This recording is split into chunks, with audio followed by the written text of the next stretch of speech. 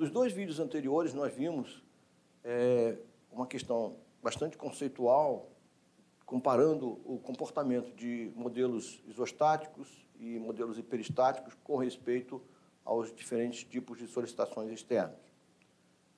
Neste vídeo, nós vamos fazer um exemplo, uma solução completa de um pórtico simples hiperestático pelo método das forças, em que nós vamos ter os três tipos de solicitações externas considerados: cargas aplicadas, variação de temperatura e recálculos de apoio.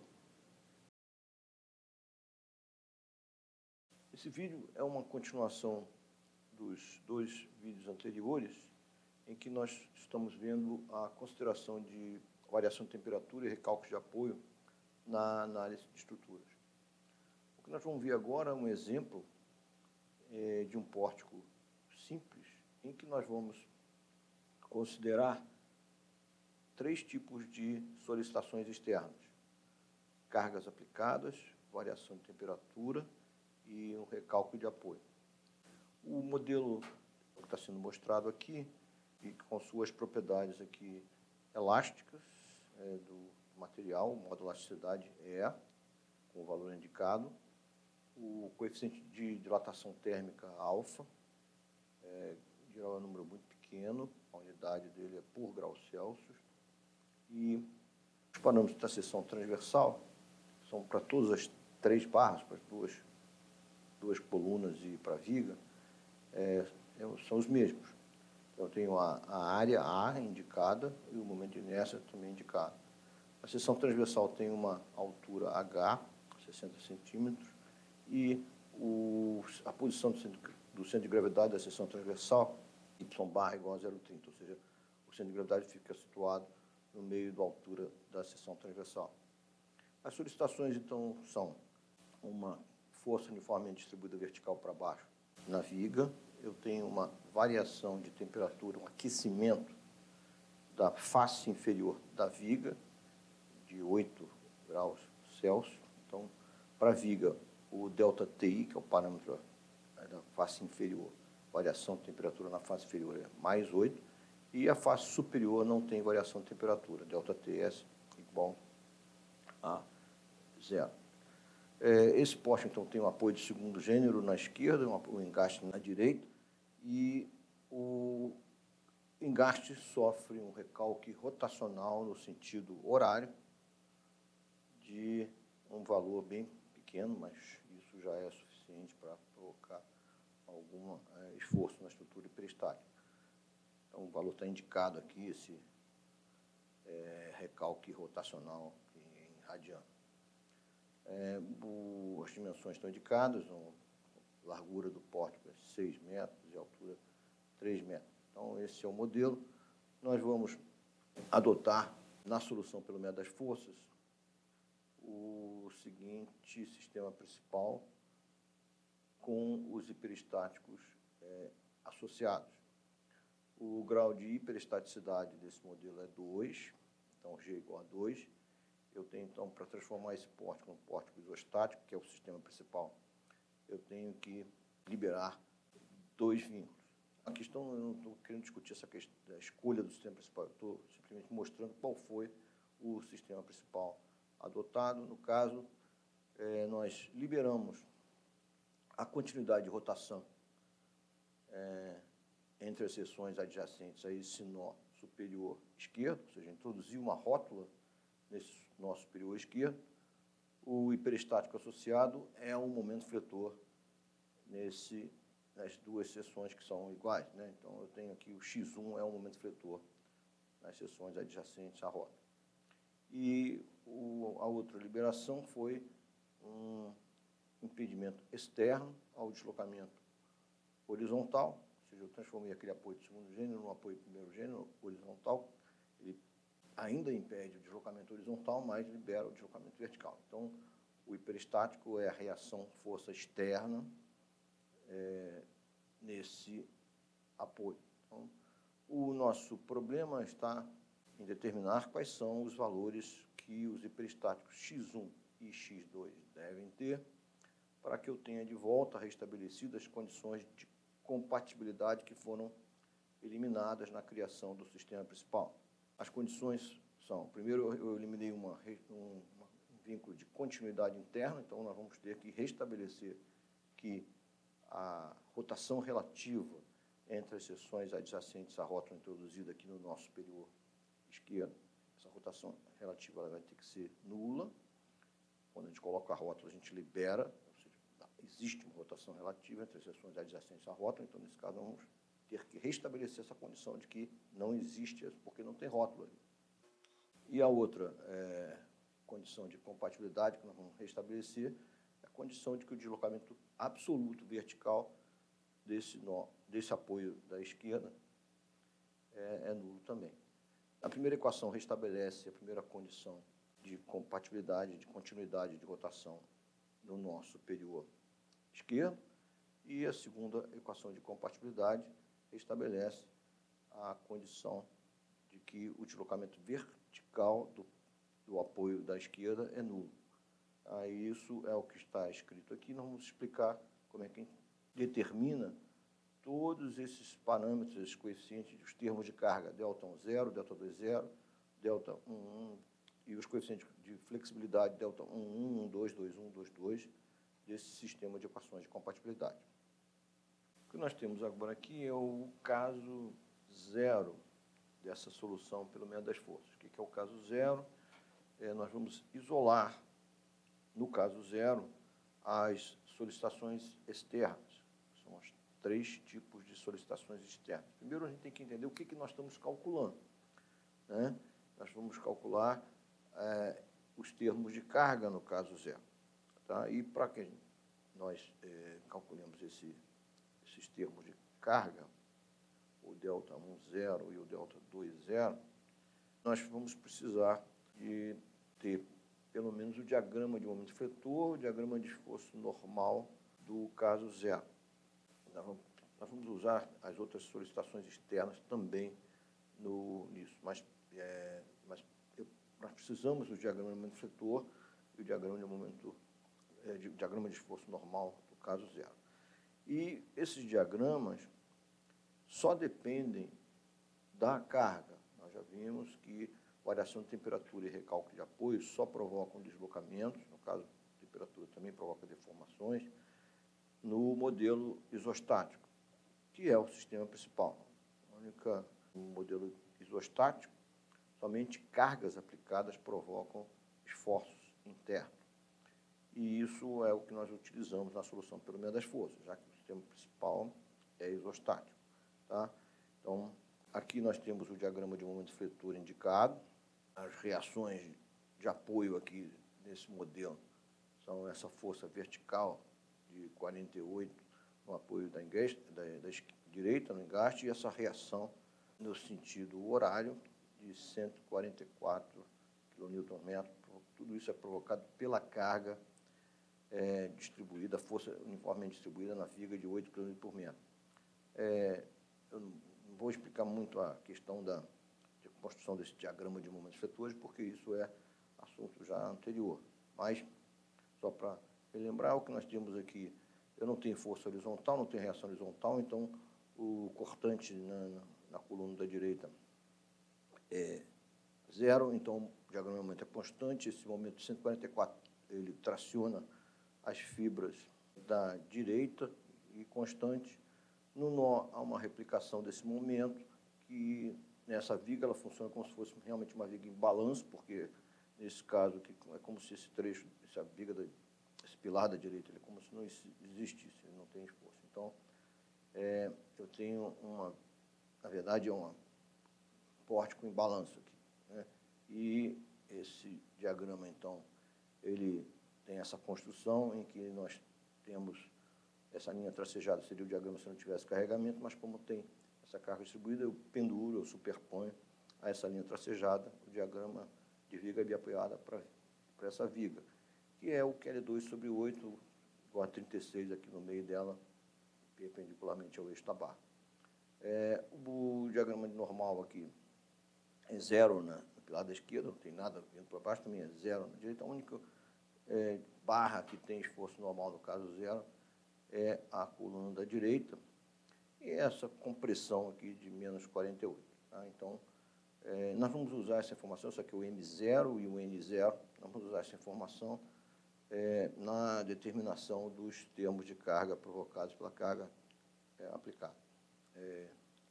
O caso 1 é o caso em que nós isolamos o hiperestático X1, então nós utilizamos sempre esse procedimento em que nós colocamos a incógnita X1 em evidência e consideramos um valor unitário de X1. Então, esse é o caso 1.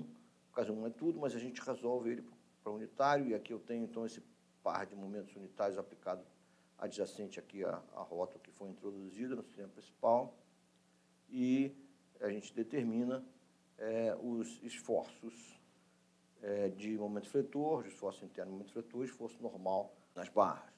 Então, o cálculo aqui, eu calculo o momento fletor na rótula vindo por baixo, eu determino essa reação aqui de 1/3, reação horizontal, porque isso vai equilibrar o momento, você vai fazer com que o momento fletor na rótula vindo por baixo seja nulo. Do lado de cá, então, por somatório de força na direção horizontal, eu tenho essa reação que tem que ser também igual a 1/3. Fazendo o equilíbrio aqui da rota vindo pela direita, eu já vejo que eu não tenho reação vertical nem reação momento, ou seja, as únicas reações de apoio são essas duas forças horizontais de 1/3 e 1/3 na direção para dentro aqui do porte. E lá em cima eu tenho, então, um cortante igual a 0, então o momento é constante, e aí o diagrama varia linearmente, tracionando as fibras externas nos pilares e também replicando aqui no mesmo momento. Eu estou colocando sinal aqui nesse diagrama no momento, mas não seria necessário colocar o sinal. Só que, como a gente vai lidar com variação de temperatura, que tem uma expressão lá da rotação relativa interna que depende de qual é a fibra inferior, fibra superior, aqui a gente também está colocando sinais no diagrama de momento, e a convenção de que é fibra superior, fibra inferior, nós já definimos. As fibras inferiores de uma barra horizontal ou inclinada são as fibras de baixo, e as fibras inferiores de uma barra vertical é a fibra da direita. Então, por isso que aqui é o momento negativo, porque traciona as fibras superiores. A convenção, quando o momento fletor traciona as fibras superiores, da face superior, ele é negativo, e quando traciona as fibras da face inferior, ele é positivo. Por isso que aqui é menos e aqui é mais, porque traciona aqui, nesse caso, a coluna da direita, traciona as fibras inferiores. E na viga lá em cima, o que eu tenho é um momento que traciona as fibras superiores, por isso que ele é negativo. Mas isso a gente já sabe que o diagrama de momento ele sempre é desenhado do mesmo lado, independente de qual é a fibra superior ou inferior, porque é desenhado da fibra tracionada. Só o sinal que a gente está colocando aqui, consistente com essa convenção em que nós definimos quais são as fibras inferiores e superiores de cada uma das barras. Além disso, a gente também tem o diagrama de normal das barras, a gente só não está desenhando, o diagrama está indicando apenas os valores, porque são constantes em cada barra. Então, as duas colunas têm normais nulos, N1, né, normal do caso 1, que é para X1 igual a 1, e a viga lá em cima tem um normal de compressão, que é provocado por essas duas reações de 1/3, que é menos 1/3. Então, esse é o caso 1. Agora, nós temos, então, o caso 2 dessa solução, pelo menos das forças, em que o isolamento do hiperestático X2 é a reação externa vertical aqui no apoio da esquerda, e nós, então, aplicamos um valor de reação nulo, X2 igual a 1, e deixamos o valor de X2, que é a incógnita, que é uma das incógnitas, em evidência. A solução disso, então, é bastante simples, é a solução desse pórtico isostático, e as reações de apoio, aqui tem uma força de 1 aplicada, a força no engaste da direita tem uma reação de 1 para baixo, e tem uma reação momento no sentido anti-horário no engaste, igual a mais 6. Momento nesse apoio D daqui do caso 2 é igual a 6, mas no sentido anti-horário a gente dá um sinal de mais. Não é a convenção de momento fletor, porque o momento fletor é uma força externa, é a convenção de um momento externo, que é a reação MD2. o diagrama de momento fletor. A gente não tem momento fletor na coluna da esquerda, né, só tem, e tem um momento fletor que traciona as fibras inferiores, variando desde 0 até 6, aqui, que é o 1 vezes 6, esse momento de 6 aqui. Como traciona as fibras inferiores, a gente dá o sinal é positivo. No nó, esse momento se replica, dá um momento constante, mas que traciona as fibras de dentro. São as fibras superiores da barra vertical da direita. E como traciona as fibras superiores, então o sinal de menos. Mas o aspecto do diagrama é que no nó, obviamente, esse momento se replica. E é constante. É o que a gente tem no diagrama de momento fletor, M2, para X2 igual a 1. E eu tenho aqui o diagrama de esforço normal, ou seja, na verdade, os esforços normais indicados nas barras do pórtico. Na coluna da esquerda, eu tenho uma compressão de menos 1. Na viga, eu não tenho, o esforço normal é nulo, não tem nada, nenhuma força horizontal, que seria a direção axial da viga. E no pilar da direita eu tenho uma tração, que é essa reação aqui, ou se você trouxer essa força X2 igual para o outro lado, vai dar uma tração também, dá N2 igual a mais 1. É o que nós temos, então, aqui no caso 2. Seguindo adiante, o que nós vamos fazer é calcular agora os termos de carga. Nós já mostramos os casos básicos, os diagramas de momento fletor, esforço normal de cada um dos casos. A maneira como nós determinamos, então, os termos de carga é por superposição. Nós vamos ter 3 tipos de solicitações externas, então, cada um dos termos de carga vão ter 3 parcelas, uma para cada solicitação externa. É preciso entender o que nós estamos calculando. Nós estamos calculando os termos de carga, qual é a interpretação física dele. O termo de carga delta 0 é a rotação relativa entre as seções adjacentes à rótula introduzida na criação do sistema principal. Essa rótula é associada a X1, provocada pela força uniforme distribuída aplicada na viga, pela variação de temperatura na viga e pelo recalque rotacional no apoio da direita, tudo isso no caso 0. Então, a maneira como nós determinamos esse termo de carga é calculando cada uma das parcelas. Tá? E como é que nós fazemos isso? Nós já vimos isso aqui antes. Tá? Então, eu estou aqui revisitando aqui as expressões dos termos de carga. No vídeo anterior, nós já mostramos essa dedução. O termo de carga ΔI0 provocado pela carga aplicada, que é o ΔI0 Q, ele é algo que nós já tínhamos vindo pela expressão do princípio das forças virtuais, duas integrais, uma energia de deformação virtual de flexão, que é essa primeira parcela, e a energia de deformação virtual axial, o efeito axial. Tá? Isso é uma integral em todo o pórtico, e a gente vai calcular isso. Essa expressão veio do princípio das forças virtuais. A gente já tem mostrado isso antes e a gente já deduziu isso antes. Esta é a parcela devido à carga aplicada. É a única parcela que provoca momento e esforço normal, no caso 0. Tá? Então, aqui eu estou reproduzindo o que nós já acabamos de ver, que são os diagramas de momento fletor do caso 1 para X1 igual a 1, o M1, e o esforço normal N1 para X1 igual a 1, e aqui eu tenho o diagrama de esforço de momento fletor, M0, e o diagrama de esforço normal N0. Então, a maneira como nós vamos calcular isso é o momento, essa integral da parcela da flexão, a gente, como todas as barras são a mesma rigidez I, o que nós fazemos é que nós quebramos essa integral num somatório das integrais em cada uma das barras. E é isso que vai ser mostrado aqui. E a outra parcela, como o N1 e o N0 são sempre constantes em cada barra, é somatório em cada barra, ele vai trivializar na integral de dx, que é o comprimento da barra. Então, é essa a conta que a gente vai fazer sempre. Então, a explicação para isso primeiro, o cálculo aqui da primeira parcela da energia de deformação virtual por flexão.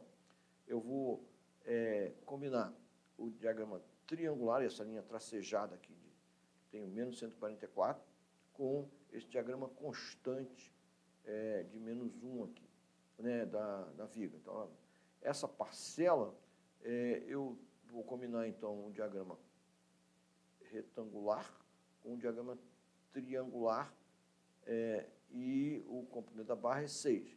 Quando você vai na tabela de combinação de diagrama de momento e vê que a combinação de um retângulo com um triângulo dá o fator meio, vezes o valor constante do diagrama retangular, vezes o valor máximo aqui do triangular. Já estou colocando aqui os sinais, aí não dá nenhum, está tudo consistente. Essa é a primeira parcela. Já a segunda parcela, eu vou combinar esse diagrama retangular agora com essa parábola pendurada aqui de sexta. Da mesma maneira como nós fizemos a composição do diagrama, a gente decompõe para calcular essa integral do M1, M0. Então, de novo aqui agora, só que o 36 ele está tracionando os fibras inferiores, né? Porque ele está diminuindo ali o menos 144. E, então, nós vamos combinar esse retângulo com essa parábola de 36, vai na tabela, vai ver que esse é o coeficiente de combinação retângulo com parábola, altura no meio do vão. É 2/3 vezes menos 1 do retângulo, vezes mais 36 da parábola, vezes o comprimento da barra. E depois eu tenho agora, para compor o diagrama, eu não tenho, na coluna da esquerda, não tem diagrama M0, só tem M1, então não, essa coluna da esquerda não contribui. E o que nós temos agora é a contribuição da coluna da direita. O que tem aqui é um triângulo que traciona as fibras da direita, ou seja, momento positivo de 1, e aqui eu tenho um retângulo de 144 tração de fibras da direita também. Então, a composição de retângulo com triângulo dá meio, vezes 1 do triângulo, vezes 144 do retângulo e 3 da barra. Então, aqui eu tenho as 3 parcelas que compõem essa integral da energia de deformação por flexão para o cálculo do delta 10Q. O que tem agora é a contribuição da energia de deformação virtual axial, e o que nós vemos é o seguinte: no caso, eu vou compor para cada barra uma integral de N1 vezes N0, sempre que isso sai para fora da integral. O EA sai para fora de tudo, porque é constante para todas as barras. E aí, em cada barra, eu tenho somatório de N1 e N0 vezes o comprimento da barra. Sendo que isso dá zero, porque na viga lá em cima eu tenho N1 é 1/3, mas no N0 é 0. E aí dá zero. Na coluna da esquerda é 0 e 0, então dá 0. E na coluna da direita o que eu tenho é 0,48, ou seja, não tem nenhum valor. Né? Dá nulo aqui essa parcela dessa integral da energia de deformação virtual axial. Fazendo essas contas com os parâmetros EI que nós temos aqui, nós temos o valor do delta 10Q em radiano, um valor bem pequeno, 10 menos, da ordem de 140 vezes 10 menos 5, o valor positivo. Agora nós temos a parcela da variação de temperatura para o delta 10, para o termo de carga delta 10, é o delta 10T. Vamos relembrar aqui o que nós já vimos no vídeo anterior. Essa expressão aqui no topo, ela é a expressão que veio do princípio das forças virtuais, quando se quer calcular um deslocamento numa estrutura, que no caso é o sistema principal isostático. Então, eu quero calcular o delta 10T. Lembra que isso é a rotação relativa entre as seções adjacentes à rótula, mas aqui é parcela devido à variação de temperatura na viga, que é uma das solicitações. Esse produto, o lado esquerdo, sinal de igual, seria o valor do hiperestático unitário da força virtual x1 igual a 1 vezes o delta 10, ou seja, dá o delta 10T. No lado direito, o que a gente tem é a energia de deformação virtual, que é sempre uma parcela de flexão e uma parcela axial. A parcela de flexão é o momento fletor do caso 1, que no caso, no contexto aí, é o momento fletor virtual, vezes a rotação relativa interna do caso real, que no caso é o delta, é o dθ 0 de t. Quer dizer, isso nós estamos fazendo uma integral ao longo da viga, porque o único elemento estrutural que sofre variação de temperatura é a viga. Então, é uma integral ao longo da viga e essa é uma integral que a gente está compondo a energia de deformação virtual de cada elemento infinitesimal. Então, esse dθ0dt é a rotação relativa entre as faces do elemento infinitesimal de barra provocado por variação de temperatura. Nós já mostramos isso anteriormente, eu estou revisitando. Tudo isso, essa rotação relativa interna por flexão para a variação de temperatura, a gente multiplica pelo momento fletor virtual naquele elemento infinitesimal e integra ao longo da vida. Isso dá energia de deformação virtual por flexão devido à variação de temperatura. A outra parcela devido ao efeito axial.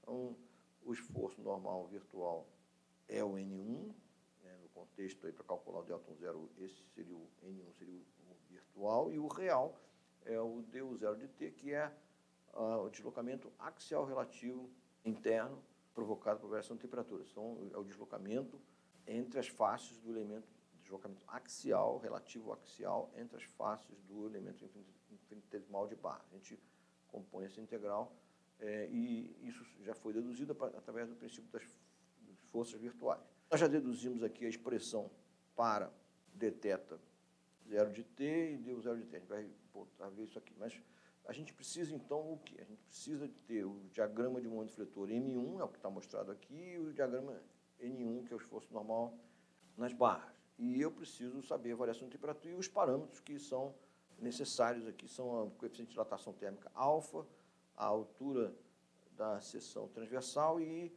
eu tenho ΔTi, ΔTS, que a gente já viu, ΔTi é mais 8, ΔTS é 0.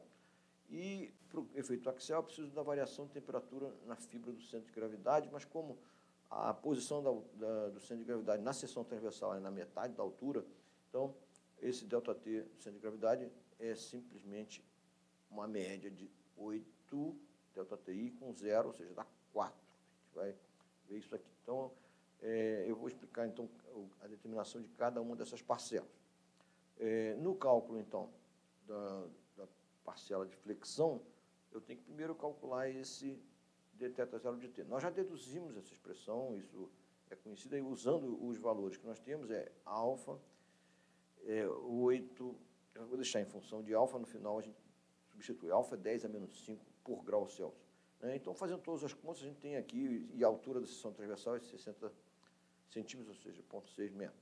E aqui eu tenho esse termo, dθ0 é alfa, 40 terços vezes dx. Isso vai entrar aqui, isso sai para fora da integral, porque isso é constante para a viga toda ela. Né? A integral, na verdade, é só na viga, 0 até 6 a integral, é o comprimento da viga. E esse parâmetro está entrando aqui. Eu vou considerar, então, agora a integral do M1 dx na viga. O sinal aqui é importante porque o dθ0 de t, ele levou em conta a fibra inferior e a fibra superior. Por isso nós colocamos o sinal no diagrama de momento, para ficar consistente com isso. Ou seja, essa integral de M1 dx, na verdade, é a área do momento fletor com sinal. A área desse retângulo é menos 1 vezes 6. Né? Então, só aqui entrou essa integral do diagrama de momento fletor do caso 1, e assim nós temos essa parcela. Já o esforço normal, a energia de deformação axial, a gente então faz precisa de dU0 de t, nós já vimos a expressão, é alfa, ΔT do centro de gravidade vezes dx, já expliquei que ΔT do centro de gravidade é a média de 8,0 dá 4, né, e aparece aqui então esse alfa dx, ele sai para fora da integral, esse alfa 4 sai para fora da integral, então fica integral de N1 dx. N1 é o diagrama de esforço normal no caso 1, que no caso da viga, lá em cima, nesse caso é menos 1/3. Tá? Então, essa integral fica, a integral de N1 é menos 1/3 vezes 6, tudo isso entra com sinal. Então, eu tenho todas as parcelas já calculadas, fazendo todas essas contas, levando em conta o valor de alfa, eu chego no valor da rotação, relativa entre as faces adjacentes da rótula associada a x1, provocada pela variação de temperatura, esse menos 88 vezes 10 menos 5 radiano. Agora, nós temos a terceira parcela do termo de carga Δ10, que é o Δ10 parcela provocada pelo recalque de apoio. Vamos entender o que nós estamos calculando aqui. Tá? Nós estamos calculando a rotação relativa entre as seções adjacentes à rótula associada a X1, provocada pelo recalque rotacional do engaste da esquerda. Aqui não tem como decorar, a gente tem que entender o que está fazendo e entender o princípio das forças virtuais. A expressão que a gente tem aqui em cima é a expressão do princípio das forças virtuais. Do lado esquerdo sempre é o trabalho das forças virtuais com os correspondentes deslocamentos ou reações do sistema real. É o lado esquerdo do sinal de igual. E no lado direito, energia e deformação virtual do problema. O que a gente sabe é que um recalque de apoio em um modelo isostático não provoca deformações. As barras só têm movimento de corpo rígido. Então, o que a gente sabe é que não tem deformação e não tem, então, energia de deformação. Então, o lado direito, sinal de igual dessa expressão é zero. Por outro lado, do lado esquerdo, que a gente sempre só tinha o termo de carga que a gente queria calcular, agora nós temos uma contribuição do recalque de apoio. É a diferença do recalque de apoio, que agora do lado esquerdo a gente tem, não fica só o ΔI zero que a gente quer calcular, mas também tem uma contribuição do trabalho. E a gente tem que ser só consistente com sinais. Nesse caso aqui, meio que trivializa, porque o momento fletor seria a reação momento MD1, ela é a reação momento no engaste aqui no caso 1, que ela é, no caso, a força, a componente virtual de momento externo, ela é nula. Então, fica tudo meio trivializado. Tá? Então, e o que é o ΔI0? É a rotação relativa aqui entre as seções, então, eu tenho essa expressão que fica 1, que é a carga virtual, que é o sistema virtual, é o caso 1 com x1 igual a 1, e isso dá um reação momento virtual aqui. Então, eu multiplico 1 pelo que eu quero calcular, que é a rotação relativa interna, e o MD1 é isso. Então, vamos aqui explicar de onde vem isso. Eu vou multiplicar o 1, que é o par de momentos, pela rotação relativa interna. Por acaso vai dar zero, mas a gente não sabe isso a priori, né? Então, a gente aqui teria a configuração deformada provocada por esse recalque imposto aqui, configuração deformada real, mas nessa primeira parcela, então, eu vou multiplicar esse 1 pela rotação relativa interna aqui. E eu agora a outra parcela é multiplicar o momento fletor virtual, reação momento virtual aqui externo, vezes o recalque real. Por acaso o MD1 é zero, então o que saiu disso? Saiu que a rotação relativa interna é zero vezes o recalque, e então dá nesse caso a rotação é zero. A gente até vê que quando essa configuração deformada desenhada em tracejado aqui, a gente vê que esse ângulo entre essas duas barras continua 90 graus na configuração deformada.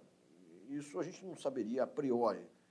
O cálculo do princípio das forças virtuais com essa expressão, de um lado a gente tem o ΔI0 vezes 1, e mais a contribuição do momento externo virtual, reação momento externo virtual, vezes o recalque aqui, isso aqui igual a zero. Essa expressão a gente vai sempre fazer. Se a gente fizer isso sempre, vai dar certo. Só que tem que ser disciplinado com a questão de convenção de sinais. E é sempre assim quando a gente tem a contribuição do recalque de apoio.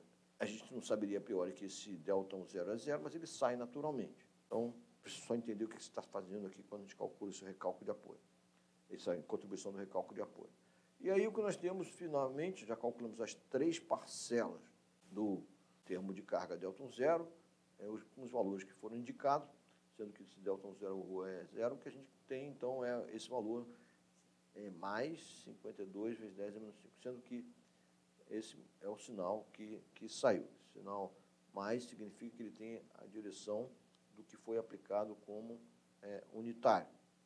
Agora nós vamos fazer o cálculo do ΔI2 é análogo ao que nós acabamos de fazer para o ΔI0, mas nós temos que entender que nós estamos calculando. que é o termo de carga delta 2 zero? Nós rompemos o vínculo que impedia o deslocamento vertical do apoio da esquerda.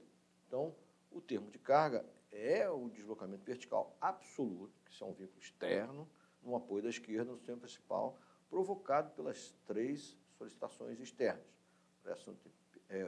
Força uniformemente distribuída aplicada na viga, pela variação de temperatura, pela variação de temperatura na viga e pelo recálculo rotacional no apoio da direita. Cada uma dessas parcelas vai ser o delta 20Q, delta 20T, delta 20 ρ. Mesma coisa que nós fizemos para o delta 10, estamos fazendo aqui. A parcela devida à carga aplicada, o delta 20Q, é inteiramente análogo ao que tinha, onde tinha M2 e N2, onde tinha M1 e N1, agora é M2 e N2. Por quê? Agora, nesse contexto, para calcular o delta 20 devido à carga aplicada, o sistema virtual corresponde ao que é o caso 2 mais para x2 igual a 1.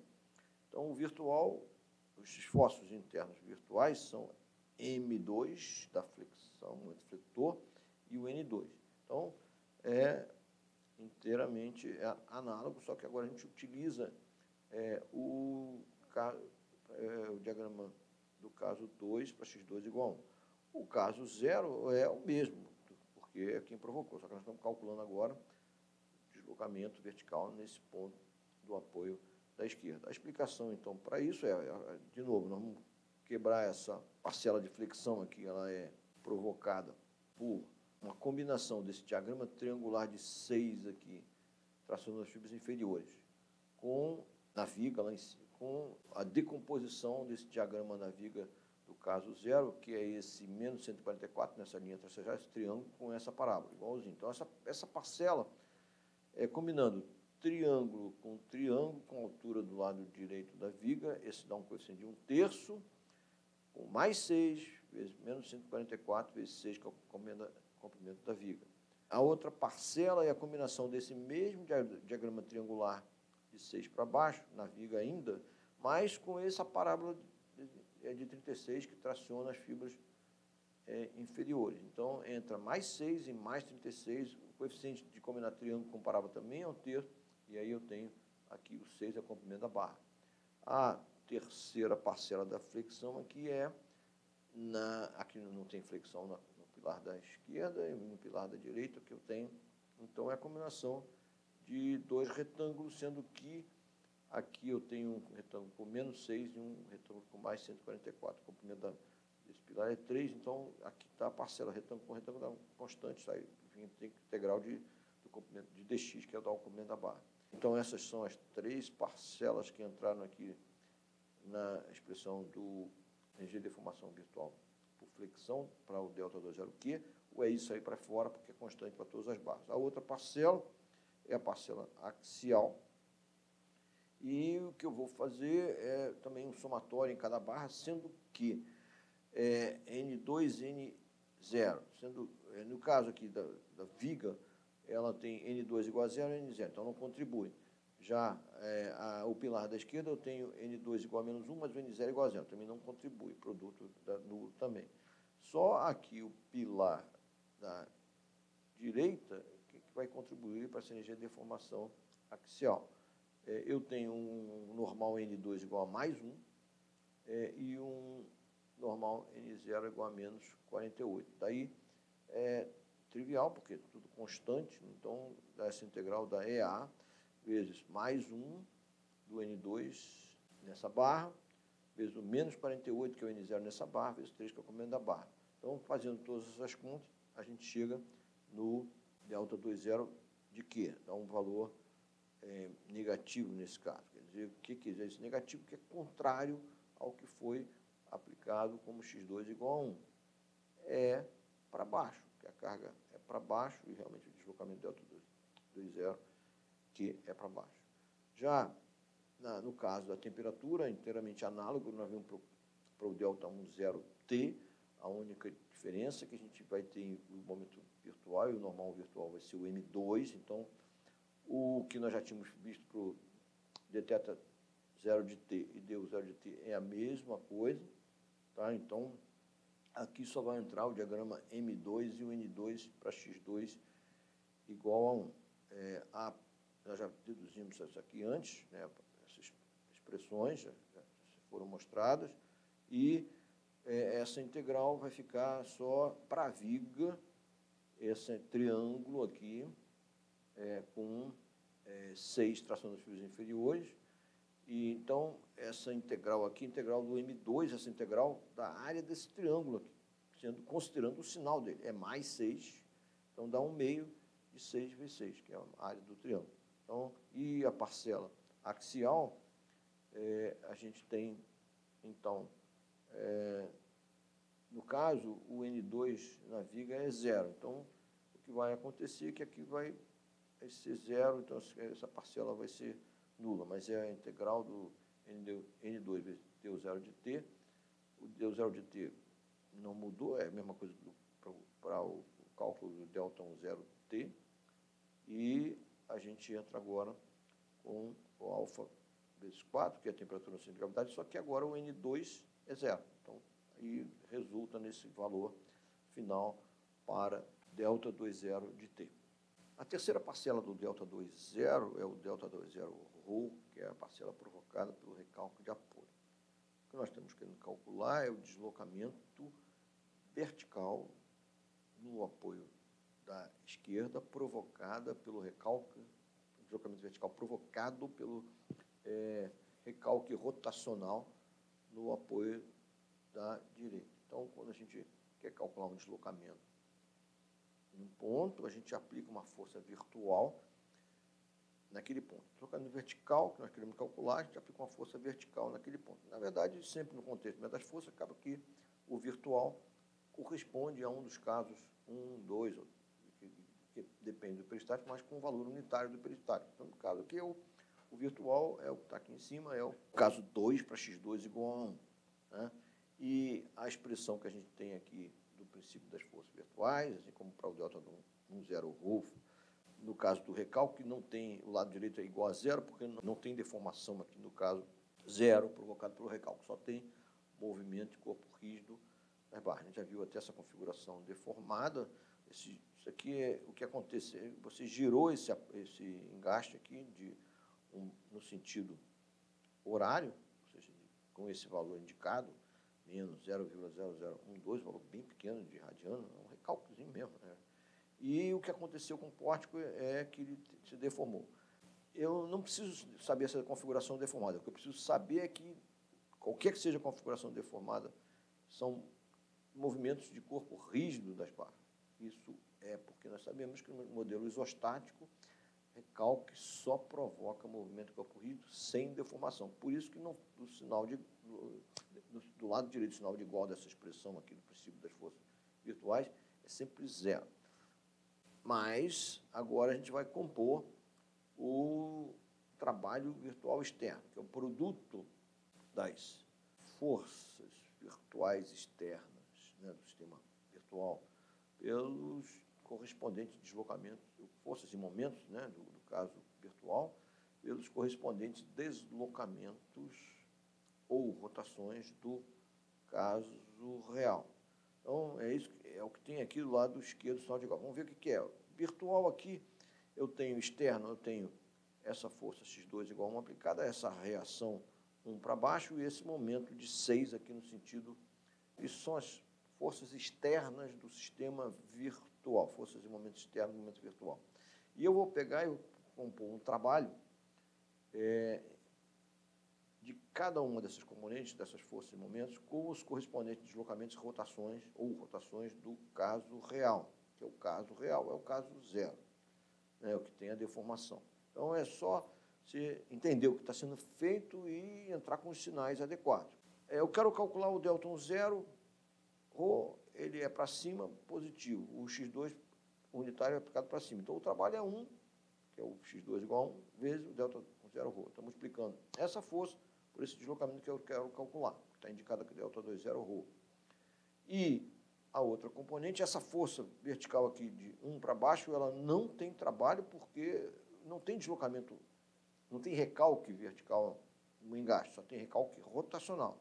Então, eu tenho essa reação de momento no sentido anti-horário, mais 6, MD2 é mais 6, e eu tenho um recalque rotacional Rho de 0 nesse engaste, que é o recalque no sentido horário, ou seja, negativo. Então, é só entrar aqui com os sinais consistentes. 6, né? Então, a gente vai entrar primeiro 1 vezes o delta 0 Rho, como eu expliquei, essa parcela aqui, a primeira parcela devido ao x2 vezes o delta 0 Rho, entrou aqui, e a segunda parcela é o MD2, que é mais 6, que é o momento aqui, reação, momento desse gasto, reação virtual, vezes o Rho, é o produto de MD2 vezes o Rho. É o trabalho mesmo, nós estamos buscando força vezes deslocamento, momento vezes rotação.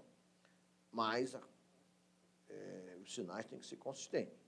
Então, daqui sai que o delta 2 0 Rho é igual a menos MD2 vezes Rho, e os sinais, porque eu passei para o outro lado do sinal igual, os sinais são mais 6 e menos 0,00012. Não tem como decorar isso, é entender e usar a convenção de sinais, entender o que você está fazendo. Tá? Então, resultante disso, eu tenho delta 2,0 Rho igual a isso. Eu, somando as 3 contribuições de cada uma das solicitações externas, nós temos o valor final do delta 2,0, é um valor que está indicado, está dizendo aqui, deu menos. Menos quer dizer que é para baixo, porque o x2 foi aplicado, o x2 igual a 1 foi aplicado para cima. E eu, em método, dá um valor 10 a menos 5 aqui. Nós vamos fazer agora, nós terminamos aqui, então, o cálculo dos 2 termos de carga. Então, as solicitações externas já foram consideradas. O restante é o cálculo dos coeficientes de flexibilidade. Isso é o convencional, é feito para cada um dos hiperestáticos que nós vamos fazer em seguida. Então, o primeiro coeficiente de flexibilidade é o delta 1,1. Lembrar que nós estamos calculando aqui, nós estamos calculando a rotação relativa entre as seções adjacentes à rótula que foi introduzida, a rótula associada a x1, provocada por x1 igual a 1. É isso que nós estamos fazendo. E usando aqui o princípio das forças virtuais, a expressão, nós já mostramos isso, dá essa integral de m1 ao quadrado sobre EI mais a parcela de flexão em todas as barras do pórtico e mais a parcela de axial, que é a integral de N1 EA. Eu não estou mostrando aqui, mas se vocês fizerem as contas, essa parcela de energia de deformação axial está sendo calculada, mas ela é muito pequena em relação à parcela de flexão. Por isso que a gente muitas vezes despreza essa contribuição. Mas nesse caso, como a gente está fazendo tudo completo, só está desprezando de fato a energia de deformação por cisalhamento, né? Então, aqui nós estamos considerando a energia de deformação por flexão e a normal. Para que a gente possa calcular, essa expressão do princípio das forças virtuais já foi deduzida antes, eu preciso do diagrama de momentos fletores do caso 1, ou M1, para x1 igual a 1, e os esforços normais nas barras, no caso 1 para x1 igual a 1. Aqui a gente vê que o integrando é ao quadrado, então o delta 1 tem que ser positivo, não pode ser nem negativo, porque é uma expressão ao quadrado. Mas nós estamos já com os sinais todos aqui dos momentos do normais, a gente leva em conta, mas sempre para multiplicar menos por menos dá mais, mais com mais dá mais, então é sempre isso, né? Então, na integral da energia de deformação virtual por flexão, eu vou ter 3 barras, eu vou sempre... Aqui o que é real e virtual se confundem, é a mesma coisa. No caso 1 para x1 igual a 1, ele é o real e também o virtual. Então, eu vou compor aqui o diagrama com ele mesmo. Então, vai ser sempre no retângulo, menos 1 vezes 6, que é a combinação do retângulo. No triângulo aqui, isso dá essa parcela. No pilar aqui da esquerda, é esse triângulo de menos 1, triângulo com triângulo dá menos 1/3, vezes menos 1, vezes 3, que é o comprimento da barra, dá essa parcela. Já da outra parcela, da pilar da direita, o que eu tenho é esse triângulo com 1 tração da fibra da direita, como isso seria a face inferior da fibra do pilar da direita, a gente tem, então, C+. Mas, mesmo que tivesse adotado outra firma inferior, seria vezes menos, daria mais também. O produto final seria sempre positivo. Então, 1/3, vezes mais 1, vezes mais 1, vezes 3. Essas três parcelas aqui de cada uma das barras para compor essa parcela da energia de deformação por flexão. Já a energia de deformação axial, eu vou ter a viga, tem um normal de menos 1/3, eu vou fazer a integral de isso, N1 vezes N1, nessa viga. Isso sai para fora da integral, dá EA vezes a integral de dx. E para as outras duas barras, o N1 é zero, então acabou. Então, essa é a expressão que nós temos da energia, da parcela axial, está aqui, só fazendo todas as contas, só olhando aqui qual é a unidade do ΔI. A unidade do ΔI é uma rotação relativa entre as seções adjacentes à rota, só que, por definição, a unidade do coeficiente de flexibilidade é unidade de deslocamento ou rotação, mas sempre dividida pela unidade do hiperestático que ele vai multiplicar. No caso, o x1 é um momento, então, aqui é radiando por quilonewton metro, que é a unidade de momento que nós estamos adotando. O outro coeficiente de flexibilidade, ΔI2 e ΔI2, eles são iguais, até sai naturalmente que eles têm que ser iguais, isso vem da própria expressão do princípio das forças virtuais, porque o ΔI2 seria a integral de M1, M2 sobre EI, e o mais a integral de N1, N2 vezes EA. O ΔI2, seria inverter só a ordem dos fatores do produto, mas como a ordem dos fatores não altera o produto, então isso demonstra que ΔI2 igual a ΔI2, né? E aqui tem uma parcela de flexão com uma parcela axial. Quem é o real, quem é o virtual, se os papéis se invertem, mas não tem problema. Então para calcular o ΔI2, o virtual é o M1. Para calcular o ΔI2, o virtual é o M2. Mas, no caso 2 com x2 igual a 1, mas não faz diferença. Acaba que a gente faz aqui, opera essa conta e pronto, né? Então, a parcela de flexão, eu tenho, na verdade, a contribuição na viga, tem esse retângulo com menos 1 lá em cima e esse triângulo no N2 aqui, do M2, esse triângulo com 6 para baixo. Então, retângulo com triângulo é meio, o fator é meio, menos 1 do retângulo, mais 6 do triângulo e 6 que é o comprimento da barra. O pilar da esquerda não dá nada, porque o momento de fletor aqui é 0, no caso 2, só tem, então, o pilar da direita, que eu tenho, então, um triângulo que traciona as fibras da direita, com mais 1 aqui, e o retângulo tracionando as fibras da esquerda, é esse menos 6. Então, retângulo com triângulo dá meio, vezes mais 1, vezes menos 6, vezes 3, que é o comprimento da barra. E a parcela axial é essa combinação do N1 com N2. Aí o que a gente vê é que onde o N1 é 0, o N2 é diferente de 0, sempre vai ser isso, o N1 aqui é menos 1/3, isso aqui é 0, e aqui eu tenho N2 igual a mais 1, N2, ou seja, sempre em cada uma das barras, pelo menos um deles é nulo, o que dá, então, que essa contribuição é nula, esse produto aqui. Então, aí, fazendo aqui as contas, a gente vai calcular o ΔI2 e o ΔI2. Interessante que, apesar de eles terem o mesmo valor, com o mesmo sinal, eles têm interpretações físicas diferentes. Então, quem é o ΔI2? ΔI2 é a rotação relativa entre as seções adjacentes à rótula associada a x1, provocado por x2 igual a 1. Então, isso é do caso 2, né? Porque o segundo índice de J é 2. Então, isso é uma rotação dividida pela unidade do peristático x2, que é kN. Já o ΔI2, o que é o ΔI2? É o deslocamento vertical no apoio da esquerda, provocado por x1 igual a 1, no caso 1. Então, o segundo índice é 1, quem provoca é o x1 igual a 1, no caso 1 para x1 igual a 1. Então, isso é um deslocamento dividido pela unidade do peristático. x1 é o momento, kN/metro. Então, você vê que, apesar de eles terem o mesmo valor, mesmo sinal, e tem que ser, porque aqui é a expressão do princípio das forças virtuais, a ordem dos fatores não altera o produto, o que tem é que eles têm interpretações físicas diferentes. É bom a gente sempre lembrar isso, porque conceitualmente isso é importante. O último coeficiente de flexibilidade calculado é o delta 22, e a interpretação física dele, ele é o deslocamento absoluto vertical no ponto do apoio da esquerda, provocado por x2 igual a 1.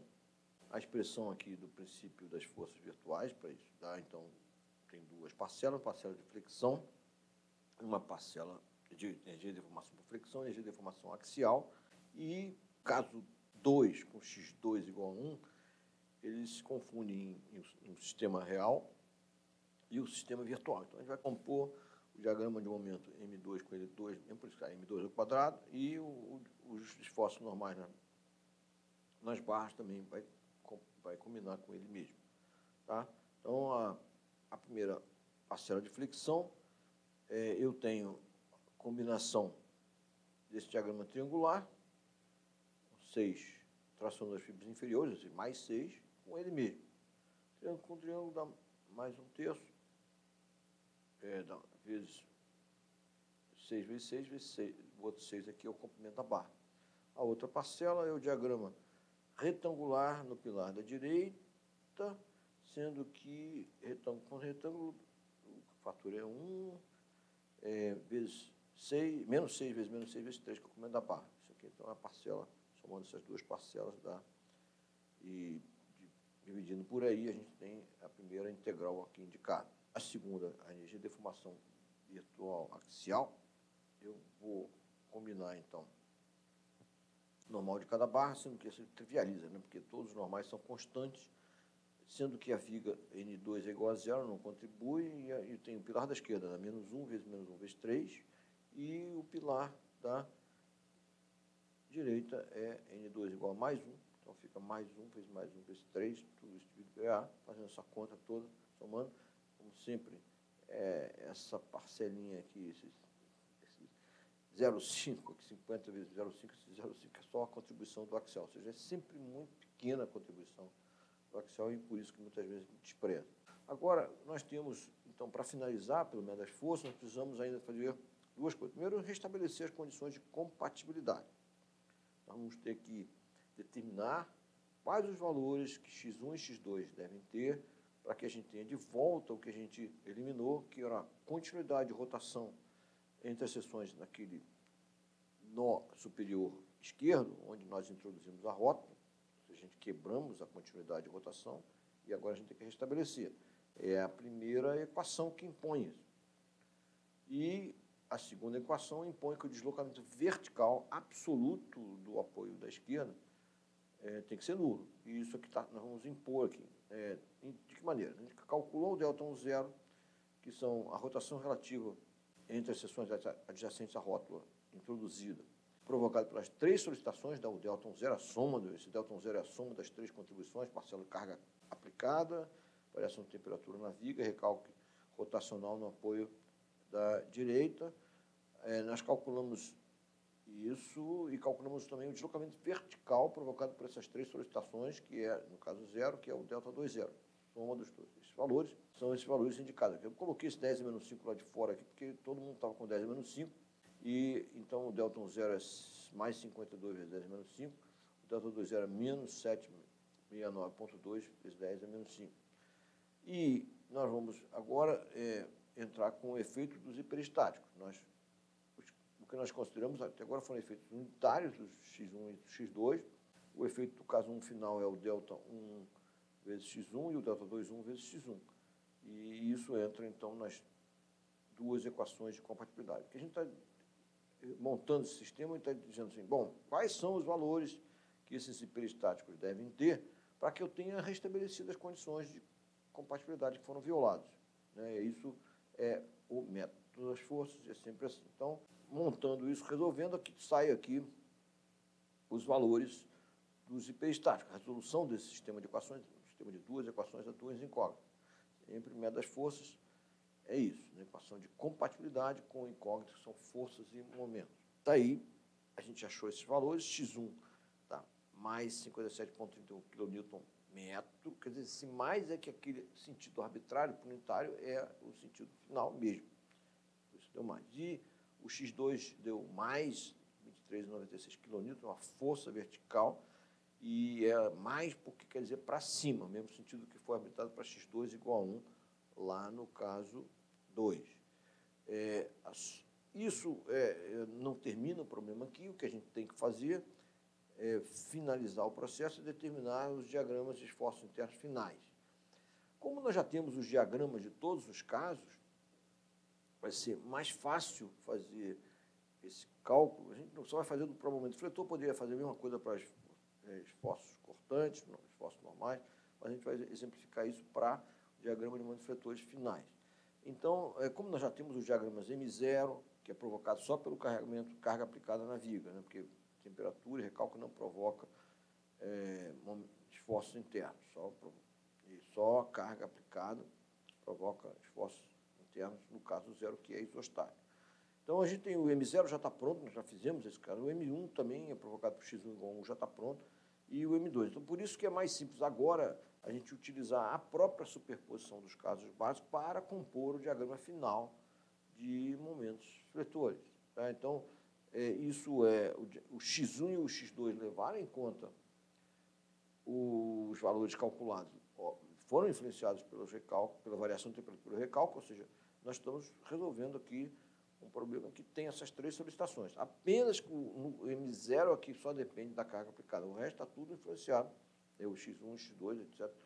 Então, fazendo essa superposição, dá esse diagrama que está mostrado, vou só explicar como é que ele foi composto. Tá? O que nós fizemos foi, a gente está somando o M0, que é provocado pela própria carga aplicada, que é esse M0 aqui, com o M1, só que agora a gente multiplica, em vez de x1, é o valor de x1 aqui, o valor de 57,31.